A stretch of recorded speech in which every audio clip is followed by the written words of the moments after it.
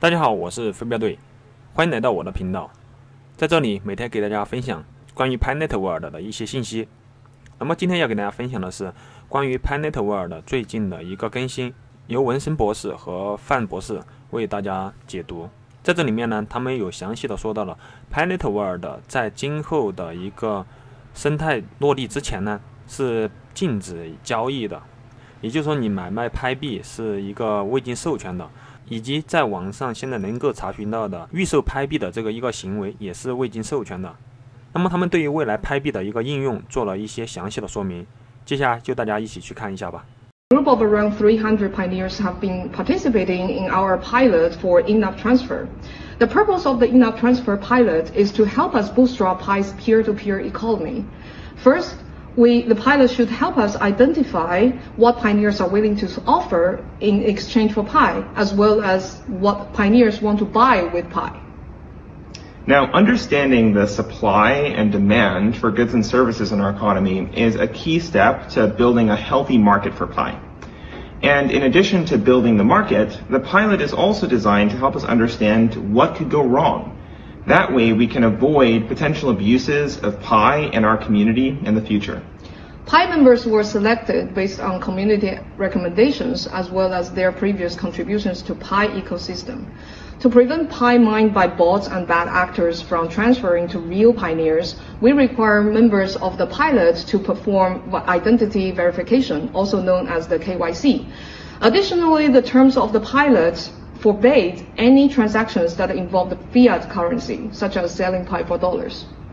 Now, as expected, the pilot has shown both very promising and some challenging signs. On the promising side of things, there have been transactions that show that pioneers have a lot of very interesting goods and services to offer for Pi. So for one example, there's a pioneer in our community who's a beekeeper, and he sold this collection of honey to another pioneer for 18 Pi, including shipping. Another transaction, a pioneer traded this digital camera for about 65 Pi. Also, we had one pioneer trade these special edition Nike Jordans for an undisclosed amount of Pi. And finally, another pioneer traded a children's scooter for about 3.5 Pi. So there are many more transactions that are lacking images, such as Pi for children's diapers, for oil, batteries, and automotive parts. These were only a few of the transactions that were conducted as part of the pilot. However, there were also many abuses of the in-app transfer. Although all fiat transactions were expressly prohibited by the terms of service, we received many reports of pioneers attempting to sell the currency or take advantage of other people. For example, some accounts made thousands of small transfers of Pi just within a couple days. And these transactions don't seem to be linked to any types of real goods and services and are indicative of an attempted sale.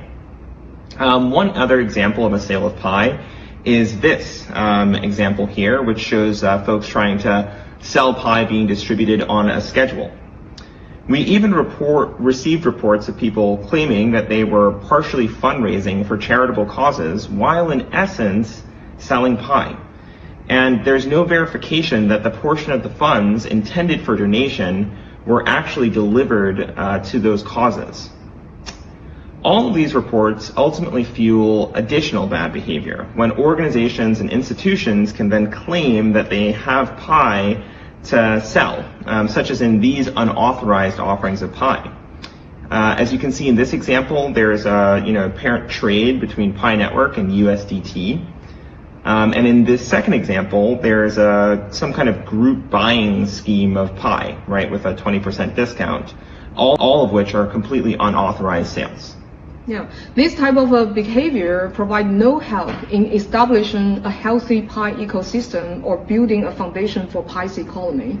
Instead, they endanger the existing and future pioneers with potential losses of money and the project as a whole by tarnishing our reputation. In conclusion, we have learned two major lessons from in-app transfer pilot so far. First, enabling people to transfer Pi should be paired with healthy ways to spend the currency and drive demand for Pi.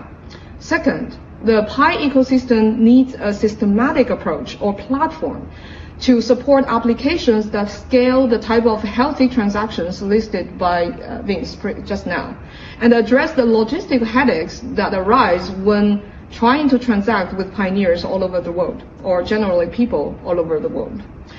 That concludes our update for today. What do you think of these findings and assessments? Please let us know by tapping below to join the topic. We look forward to your input. 好啦，以上就是今天的整个视频的一个分享。